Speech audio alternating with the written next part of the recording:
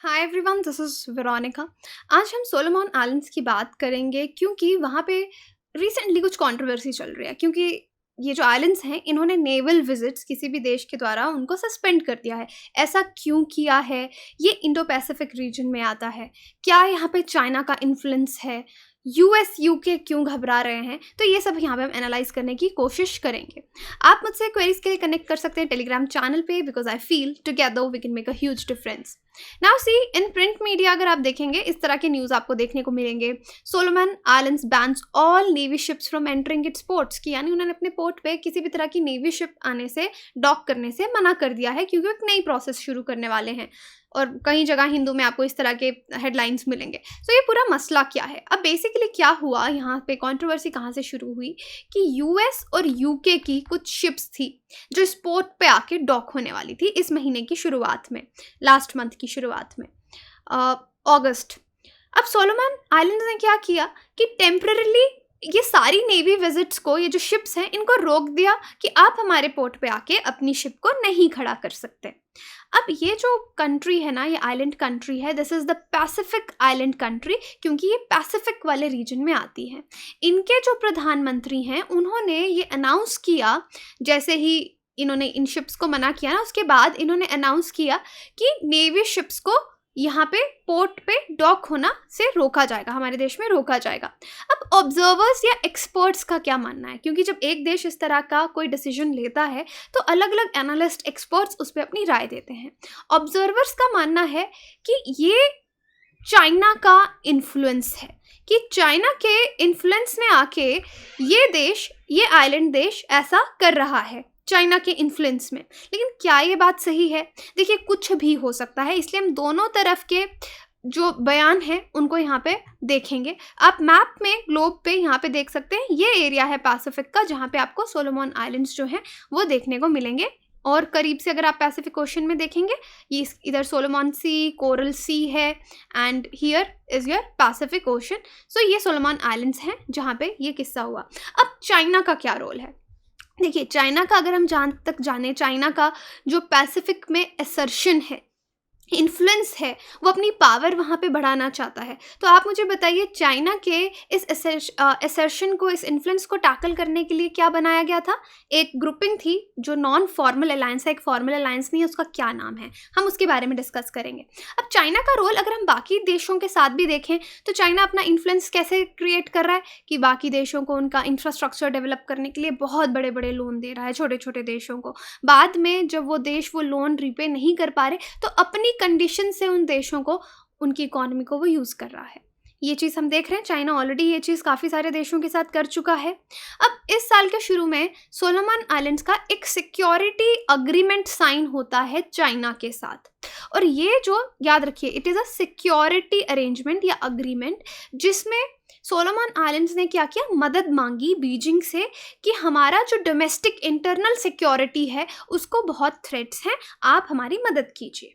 तो ये अग्रीमेंट दोनों देशों के बीच में साइन हो गया। तो इसके चलते चाइना की जो पीएलए है, जो आर्मी है, उसने सोलोमन आइलैंड्स की जो पुलिस है, जो इनकी आर्म्ड फोर्सेस हैं, उनको ट्रेन करना शुरू किया। तो Solomon island is very clear कि भाई, मुझे अपने देश में इतने सारे प्रोटेस्ट हो रहे हैं, डोमेस्टिक प्रॉब्लम्स हैं, मुझे चाइना की हेल्प चाहिए। तो इसलिए हमने चाइना के साथ ये अग्रीमेंट साइन किया। अब ये जब अनाउंसमेंट हुआ ना, उससे यूएस, ऑस्ट्रेलिया और जितने भी देश हैं जो इंडो पैसिफिक रीजन में कम्युनिकेट करना चाहते हैं, यहाँ पे चाइना को बैलेंस, पावर को बैलेंस करना चाहते हैं, वो थोड़े से हिल गए। और स्पेशली अगर हम इसमें बात करें तो क्वाड में कौन से देश आते हैं? आपका यूएस आता है, आपका जापान आता है, इंडिया आता है, and what is the fourth country? Australia. तो ये देश आपका क्वाड बनाते हैं। और क्वाड बनने का बहुत सारे रीजंस हैं, बट कहीं ना कहीं एक ऑब्जेक्टिव ये भी है, to balance the power of China in the Pacific region, Indo Pacific region. One of the goal is this. तो इसलिए यहाँ पे लिखा है कि इस अनाउंसमेंट के बाद यूएस, ऑस्ट्रेलिया और जो बाकी इंडो पैसिफिक रीजन में बड़े देश काम करना चाहते हैं फ्री ट्रेड के लिए, ओपन ट्रेड के लिए, उनको थोड़ा सा झटका लगा कि चाइना का क्या रोल है यहाँ पे, अब चाइना की आगे क्या प्लानिंग है। तो यहाँ पे आप देख सकते हैं, क्योंकि इस तरीके से अगर चाइना का इन्फ्लुएंस यहाँ पे इंक्रीज होगा, स्पेशली इन आइलैंड्स पे, तो कहीं ना कहीं ऑस्ट्रेलिया और यूएस के बीच का जो ट्रेड रूट है ना, वो कहीं न कहीं निगरानी में, चाइना की निगरानी में आएगा। तो यहाँ पे आप देख सकते हैं कि क्वाड से मुकाबले की तैयारी की चाइना कहीं न कहीं अब क्वाड को काउंटर करना चाह रहा है इस तरह के स्टेप्स लेके। तभी उन्होंने इस देश के जो पुलिस है उसको ट्रेन करना शुरू कर दिया गया है। अब क्या कंसर्न्स हैं यहाँ पे? देखिए, ये जो एग्रीमेंट साइन हुआ है, इससे हो सकता है, ये अंदाज़ा लगाया जा रहा है कि फ्यूचर में, क्योंकि एक सिक्योरिटी एग्रीमेंट दोनों देशों के बीच साइन हुआ है, सोलोमन आइलैंड्स एंड चाइना के बीच में, कि चाइना का मिलिट्री बेस जो है वो इस आइलैंड नेशन पे बना दे चाइना इन फ्यूचर। और ये सब क्यों कर रहा है? अपना पावर प्रोजेक्ट करने के लिए। जो पीएलए है उसको एक यहाँ पे पावर अथॉरिटी मिल जाएगी इस रीजन में। और सेम टाइम्स पे अगर हम सोलोमन आइलैंड का जो बयान है वो माने, तो वो कह रहे हैं ऐसा कुछ नहीं होने वाला, चाइना का कोई भी नेवल बेस हमारे देश में नहीं, इन आइलैंड्स पे नहीं बनने वाला। हमारा एग्रीमेंट सिर्फ कहाँ तक का है? इंटरनल सिक्योरिटी मैनेजमेंट तक का ही है, क्योंकि हमको हार्ड इंटरनल थ्रेट्स हैं। ऑल्दो ऑब्जर्वर्स का ये मानना है, लेकिन सोलोमन आइलैंड्स के जो प्रधानमंत्री हैं उन्होंने इस तरह के इल्ज़ाम को, इस तरह का ये जो थ्रेट्स हैं या जो कंसर्न्स हैं उनको बेबुनियाद ठहराया है कि ऐसा कुछ भी नहीं होने वाला। तो यहाँ पे आप देखिए, China search for permanent military presence in Pacific islands, कि चाइना सोलोमन आइलैंड से तभी ज़्यादा जुड़ रहा है क्योंकि वो अपना परमानेंट मिलिट्री प्रेजेंस वहाँ पे पैसिफिक में चाहता है। लेकिन जैसे मैंने बताया, जो इनके प्रधानमंत्री हैं उन्होंने इन कंसर्न्स को बिल्कुल बेबुनियाद बताया कि ऐसा कुछ नहीं होने वाला, हमारा सिर्फ एक बायलैटरल सिक्योरिटी एग्रीमेंट है। और ऑलरेडी इनका एक एग्रीमेंट ऑस्ट्रेलिया के साथ भी है, बायलैटरल सिक्योरिटी एग्रीमेंट। लेकिन उन्होंने कहा है कि एंटी गवर्नमेंट प्रोटेस्ट के चलते ऑस्ट्रेलिया के साथ जो इनका एग्रीमेंट है वो कुछ खास काम नहीं कर रहा।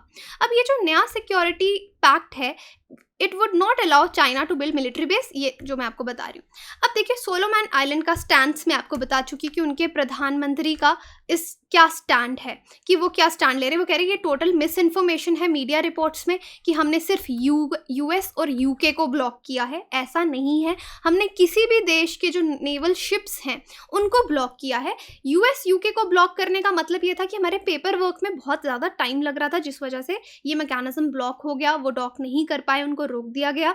और अब जो सोलोमन आइलैंड्स है एक नए मैकेनिज्म, नए प्रपोजल पे काम कर रहे हैं। जब तक उनके देश के नए गाइडलाइन सामने आ जाते कि अगर फॉरेन वेसल्स को आना है तो उनको क्या क्या क्लियरेंसेस चाहिए होंगी, एक प्रोसीडियर रहता है हर देश का, तो ये आइलैंड्स कह रहे हैं हम उस पर वर्क कर रहे हैं। जब तक हमारा जो नया पूरा गाइडलाइंस है वो बन के तैयार हो जाता, सब पे अप्लाई होगा, उसके बाद ही बाकी देशों के जो नेवी वेसल्स हैं वो यहाँ पे आके डॉक कर पाएंगे। और कुछ आप कह लीजिए रिपोर्ट्स का ये भी मानना है कि ये खुद के जो नेवी वेसल्स हैं अपनी नेवी को और भी ज़्यादा कैपेबल और बिल्ड करना चाह रहे हैं, अपनी खुद की नेवल कैपेसिटी को इंक्रीज़ करना चाहते हैं, बिल्डअप करना चाहते हैं, क्योंकि इनको लगता है फॉरेन वेसल्स के ये जो आना जाना रहता है इनके देश को उससे कुछ कहीं ना कहीं नुकसान होता है।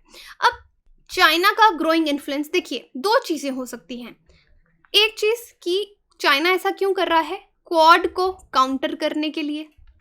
बेल्ट रोड इनिशिएटिव जो है, ये रूट जो है ना इंडो पैसिफिक का, ये चाइना के लिए बहुत इंपॉर्टेंट है, स्पेशली जो एयर रूट है, तो चाइना यहाँ पे कंट्रोल करना चाहता है। और तीसरा ये भी रीज़न हो सकता है कि चाइना की इमेज बहुत ज़्यादा डिटीरियोरेट हो चुकी है उन देशों के साथ जहाँ पे चाइना ने अपना इन्फ्लुएंस ग्रो करने की कोशिश की, उनको लोन दिया, लोन नहीं दे पाए, और उन देशों के साथ चाइना ने क्या किया।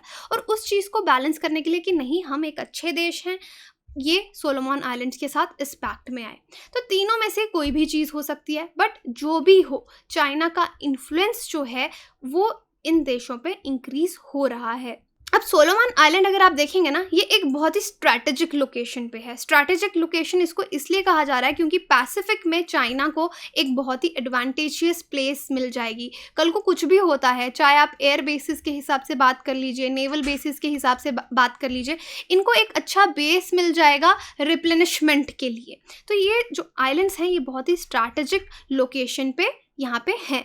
इसलिए यूएस हो गया, या यूएस के रीजनल अलाइज क्या हैं, ऑस्ट्रेलिया है, न्यूजीलैंड है, ये कंसर्न्ड हैं। ये जो ग्रोइंग रिलेशनशिप है between China and Solomon islands, ये जो सिक्योरिटी पैक्ट है, यूएस और उसके अलाइज इसलिए थोड़ा परेशान है क्योंकि ये लोग डायरेक्टली यही सोच रहे हैं कि फ्यूचर में चाइना का जो मिलिट्री रीच है वो पैसिफिक में, साउथ पैसिफिक में भी बहुत ज़्यादा एक्सटेंड हो रहा है। तो ऑब्वियसली ये कंसर्न्स जेन्युइन हैं। अब देखते हैं कि बाकी यूएस एंड उसके अलाइज जो हैं, या अगर इंडिया भी भी पैसिफिक में, क्योंकि क्वाड का हिस्सा है, एक स्ट्रैटेजिक पार्टनर है, क्या स्टेप आगे लिए जाएंगे इस चीज़ को काउंटर करने के लिए? क्योंकि जो एक तरह से ऑब्जर्वर्स ये तो कह रहे हैं कि चाइना अपना इन्फ्लुएंस इंक्रीज कर रहा है, लेकिन बीजिंग कहीं ना कहीं उसमें एक सेंस ऑफ वल्नरेबिलिटी भी है इस रीजन को लेके क्वाड की वजह से। तो इसलिए भी शायद चाइना फंडेड प्रोजेक्ट्स अगर आप देखेंगे दूसरे देशों में किस तरह से अनरेस्ट प्रोटेस्ट चाइना के खिलाफ हो रहे हैं, तो उस चीज़ को काउंटर करने के लिए भी चाइना ये पॉइंट, ये जो इस तरह के स्टेप्स है वो ले रहा है। ये आप CFR का पूरा रिपोर्ट है जिसको आप यहाँ पे डिटेल में भी पढ़ सकते हैं, बट ऑल दो आई हैव एनालाइज्ड, छोटे कम समय में आपके लिए इसको मैंने एनालाइज किया। जो PDF है इसका आपको मेरे टेलीग्राम लिंक पे यहाँ पे मिल जाएगा। यहाँ पे आप कोई भी सवाल भी मुझसे पूछ सकते हैं। बाकी आप अपनी UPSC की प्रिपरेशन हमारे साथ आसान कर सकते हैं। अनअकैडमी से पढ़िए, आपको बहुत सारे एडुकेटर्स यहाँ पे मिलेंगे। ये अपॉर्चुनिटी आपको किसी और इंस्टीट्यूट में नहीं मिलती है। इंडिया के बेस्ट एडुकेटर्स आपको यहाँ पढ़ा रहे हैं। अगर आप सब्सक्रिप्शन लेना चाहते हैं तो ये मेरा कोड है वीरो UPSC, इसको यूज़ कर सकते हैं। सब्सक्रिप्शन को लेके कोई भी कन्फ्यूजन है, get connected with me on my Telegram, I will help you आपको समझाने में कि किस तरह से ये सब्सक्रिप्शन आपके लिए हेल्पफुल हो सकती है। और जब भी 20% ऑफ, देखिए 31 तक 20% ऑफ था तो आप इसको यूज़ कर सकते थे, अभी अगेन 10% है। तो एनीवे जब भी ये 20% वाला विंडो आता है, मैं आपको सजेस्ट करूँगी कि आप कोर्स तब लीजिए।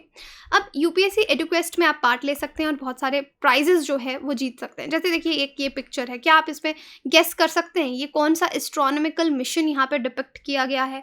Can you tell?